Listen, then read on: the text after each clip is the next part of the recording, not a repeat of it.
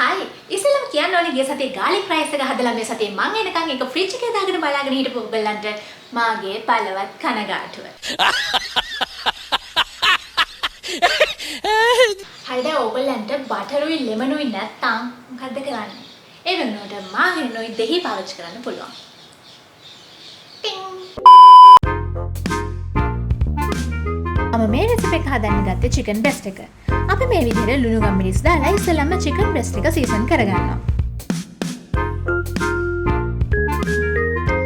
sauce pan එකකට butter මේස හැඳි දෙකක් දාලා සීසන් කරගත්ත chicken breast එක බැද ගන්නවා.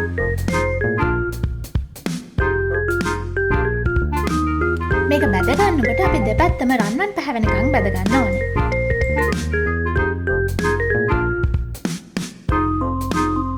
අදගත්තු chicken breast එක sauce pan එකකින් අයින් කරලා අපි ඒකට දාගන්නවා ආයෙමත් butter.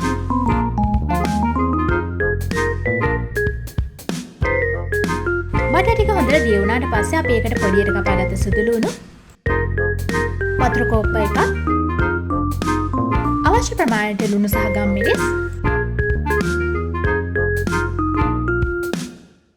ඔයගලන්ට තියනවා නම් ඔරිගානෝ දාගෙන ඊට පස්සේ අපි දාගන්නවා lemon niche.